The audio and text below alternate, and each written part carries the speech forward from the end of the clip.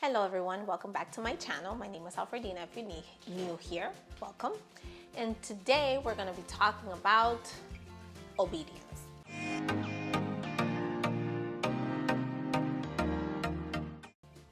Now, I do want to say that that's big. We want our kids to obey us. We want them to listen and do, which is my definition of obedience. When you listen to what somebody tells you and then you do it. But I was blown away when I learned something early on in my parenting.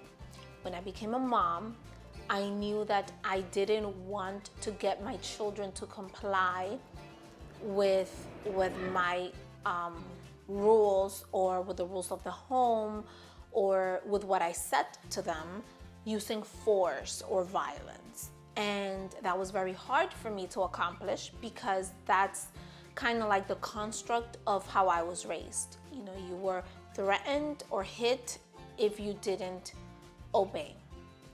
And sadly, when you do become a parent, you go back to, oh, well, this is how I did childhood. And being an intentional parent, I decided to just research different styles of parenting. And one that really resonated with me is peaceful parenting. And one of the things that we learned there are empathetic limits, and setting limits for your children and trying to hold them accountable for the rules in the home without using bribery, threatening, verbal abuse, or physical abuse of any kind. Now, does that mean that I never lose my temper and never yell at my kids? Of course not. Does that mean that I don't get desperate and resort to do this and I'll do that? I'll buy you this if you do that. I'll give you candy if you eat your vegetables, and all these things that we do to bargain with our kids. Of course, that happens. But the goal is to try to create awareness and connection with our kids so that they want to obey us. And when I heard this principle, I've put it to the test enough to know that it's true. And if this makes no sense to you, I challenge you to try it with your kiddos at any age. The concept is this: children want to obey. Children are hardwired to connect with you, to feel love, and to bond with you, and to see you happy. And you'd say, yeah, you've never met my terrible toddler, or my defiant teenager, or my, insert the negative comment about our children. But I have seen that what's happening sometimes when our children are defiant, when you say sit and they run, when you say it's time to go and suddenly they want to do something else, when you say it's time to clean up and they're throwing a tantrum. Trust me, that happens in my house on the daily.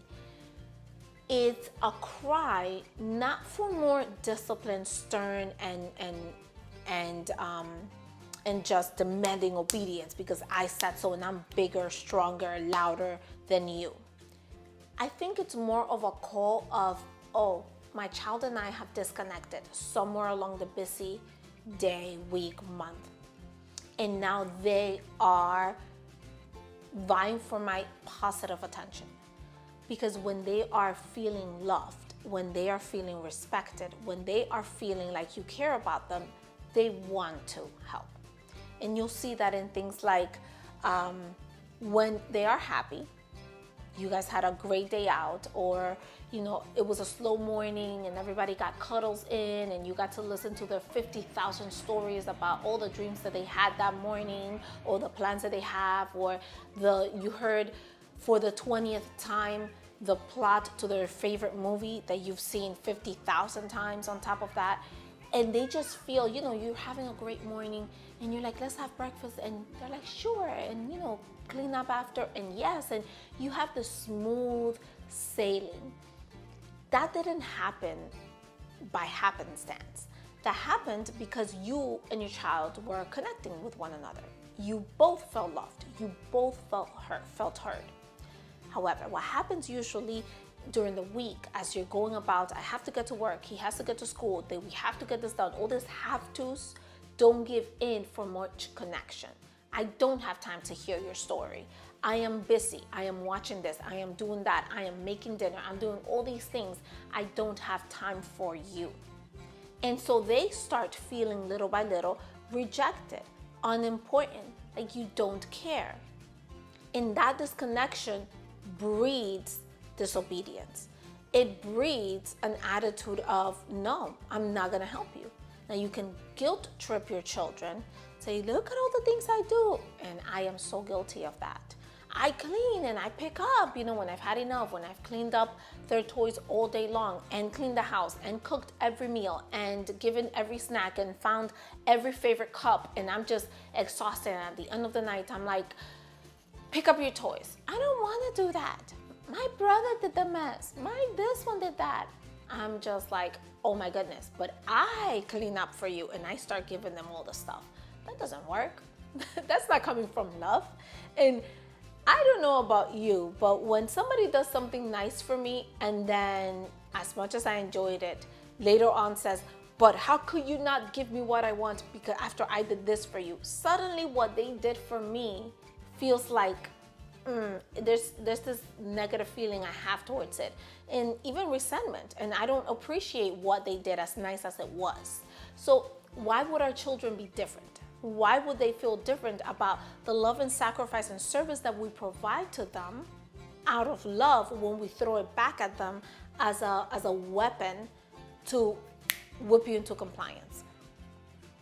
Now, putting that aside, I want you to start seeing your children as kids who just want, like, inside of them, inside their hearts, they want to see you happy. Because what happens is that when they are so defiant, when they act difficult sometimes, because they're not difficult, they're just human beings. We're all complex.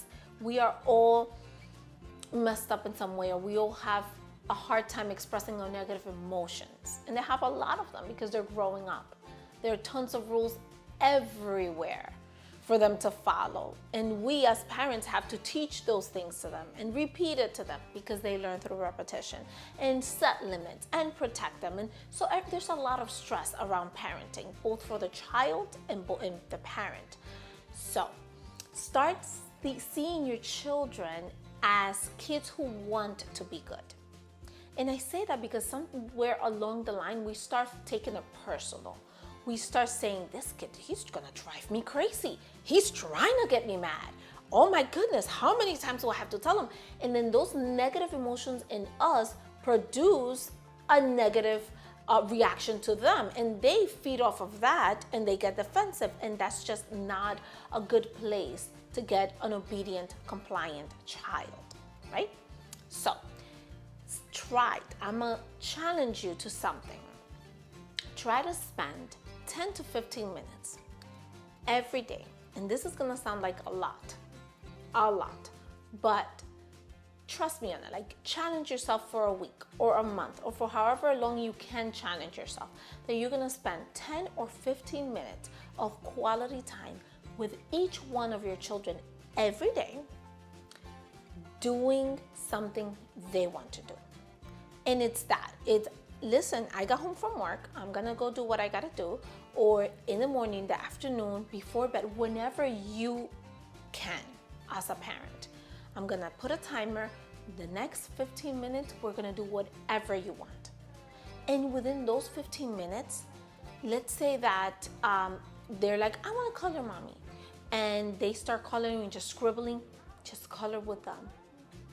Mention the pretty colors that they're choosing and just compliment them and love them and caress them and give them snuggles and kisses and just zero correction. You're not gonna say you should be coloring in the lines. You're not gonna say, well, you wanted to color and now you're not sitting still, or you wanted to play Legos and now, no reprimanding. This is not the time to teach. This is not the time to correct. This is the time to just spend time with that child. Look at them in their eyes. Be interested in whatever they're saying anybody else comes into your space, you say, I'm sorry, I still have 10 minutes with insert name of your child. They're gonna start feeling like, oh my goodness, this is great. And they're gonna start looking forward to that. And so throughout the day, they're gonna have more resiliency to go along with you with the getting the car seat. We have to stop by Walmart. Now we have to go by the post office. No, we have to go visit grandma. We have to go do this. All this have to's. It's easier for them to comply with you because you're feeding them. And they know that no matter what happens during this day, at some point I am going to sit down and I am gonna have my mom or my dad's undivided attention. And note the difference within your children. Note if there is a difference with your child. I've tried this, and I am a stay-at-home mom, and I homeschool them. So I am with them all the time. The exceptions to me being with them are, they're few and far between. So I resisted this for so long. It seemed like every parenting book and every peaceful parenting coach and everybody's always saying the same thing. And I'm like, but no, I'm always with them. But there's a stark difference between my children when I'm giving them that undivided attention and they know, oh, this is Malachi mommy time. This is Michael mommy time. They know that and they behave completely different. I hope that this video really inspires you to see your children as little humans that just love you and want to make you happy. They want to obey you and they need to be connected in order to fulfill that. So love them, enjoy this ride of parenting, and challenge yourself to try this. If you've tried it before and it's part of your parenting, let me know how it goes. Tell me if you've noticed a difference on the days that you can't, because things happen and sometimes you just can't sit there and give every single one of your children that time. And if you've never tried it, also let me know, and let me know if you do try it for the first time to see if you noticed anything. I'm so sure that you will. So let me know what the difference is for you and your children. I really hope this helps you, and if it does, let me know because I really want to hear about it. Thank you so much, and I'll see you next time.